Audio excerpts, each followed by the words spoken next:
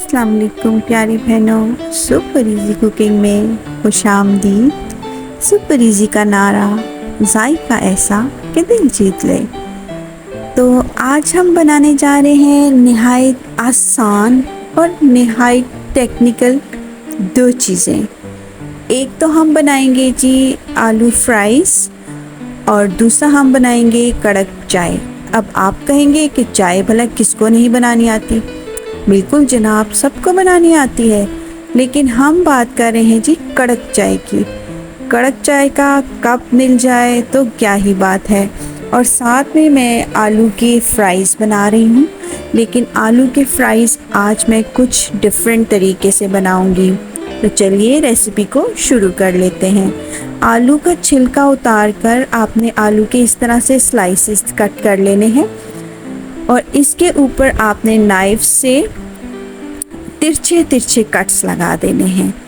तिरछे तिरछे कट्स आपने डीप नहीं लगाने, ऊपर सरफेस के ऊपर ही आप लगाएंगे और फिर आपने लंबी लंबी स्ट्रिप्स काट लेनी है, जैसे कि हम चिप्स के लिए काटते हैं, जैसे हम आलू फ्राइज़ के लिए काटते हैं उसी तरह से आपने इसको कट कर लेना है।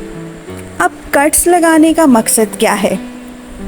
कट्स मैं इसलिए लगा रही हूँ ताकि इसमें जो हम मसाला डालेंगे ऊपर से वो आलू के अंदर तक चला जाए, और जिस वक्त आप चाय के साथ या वैसे भी आप फ्राइज़ खाएं तो वो फ्लेवर्स जो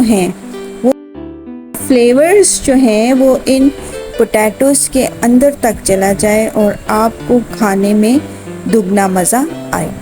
तो इसमें मैंने डाल दिया है जनाब जायके के मुताबिक, यानी हस्बे जायका नमक, और थोड़ी सी लाल मिर्च डाली है मैंने। इसमें मैंने 1 चम्मच कॉर्नफ्लावर डाला है और 1 टेबल स्पून इसमें मैंने चावल का आटा राइस फ्लावर डाला है और इनको मैंने कर लिया है अच्छे से मिक्स। 5 मिनट के लिए मैंने इसको छोड़ दिया था ताकि आलू का जो पानी निकलेगा वो भी इसके साथ जो है कोट हो जाए। तो ये जो जूसेस हैं आलू के, ये इसके अंदर ही लॉक हो जाएंगे। तो ये देखिए गरम तेल में हम ये फ्राइज़ डालकर इनको फ्राई कर लेंगे। ये बड़े ही कुरकुरे बनते हैं, मतलब आपको मज़ा आ जाएगा जब आप ये फ्राइज़ खाएंगे। तो ये फ्राइज़ इस वजह से भी ज़्यादा टेस्टी बनते हैं क्योंकि इनके दरमियान में कट्स लगे हुए हैं और ये जितने भी फ्लेवर्स हमने इसमें डाले हैं, मसाले जो डाले हैं, वो इसमें रच बस गए हैं। तो अब दूसरी तरफ हम बना लेंगे जी चाय। 1 कप पानी मैंने डाल दिया है और इसमें मैंने 3 चम्मच चीनी डाली है। चीनी आप अपने हिसाब से कम या ज़्यादा कर सकते हैं। तो चीनी थोड़ी सी उबल जाए तो इसमें हम 2.5 टीस्पून पत्ती डाल देंगे, चाय की पत्ती 2.5 टीस्पून, ठीक है।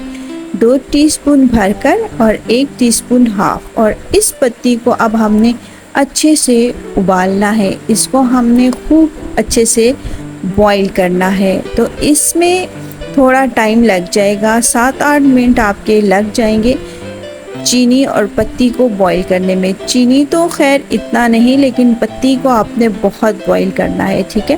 काफ़ी बॉईल करने के बाद ये देखिए इसमें कितने मज़े के बॉइल्स आए हैं। इसमें अब हम 1 पैकेट दूध डाल देंगे, क्योंकि मैं 2 कप चाय बना रही हूँ, या ज़्यादा से ज़्यादा 2.5 कप बन जाएंगे। तो बस इसमें अब हम 1 जो है तो मिल्क पैक डाल देंगे और इसको अब हमने खूब उबालना है। इसको जितना आप उबालेंगे उतनी ही मज़े की चाय जो है वो बनेगी। तो सारा जो ट्रिक है वो इसके बॉईल करने में है। सबसे पहले आपने पत्ती को अच्छे से बॉईल करना है। जब पत्ती अच्छे से बॉईल हो जाए तब आपने इसमें दूध डालना है, और फिर दूध डालने के बाद भी आपने इसको खूब बॉईल करना है। 2 से 3 मिनट आप इसको अच्छे से बॉईल करेंगे। तो चाय में बॉईल आ चुके हैं, हमारी चाय बिल्कुल तैयार है। अब हम इसको कप में डाल लेते हैं। कड़क चाय का 1 कप हो तो बस, और क्या चाहिए आपको। तो चाय हमारी तैयार है, इसको अब हम डाल लेते हैं कप में और इस चाय को हम इंजॉय करेंगे पोटैटो फ्राइज़ के साथ। और आज मौसम भी अच्छा है, हवा चल रही है और गर्मी थोड़ी सी कम हो गई है तो चाय पीने का दिल था, लेकिन कड़क चाय तैयार है। आप भी बनाइए और ज़रूर इंजॉय कीजिए इस कड़क चाय को।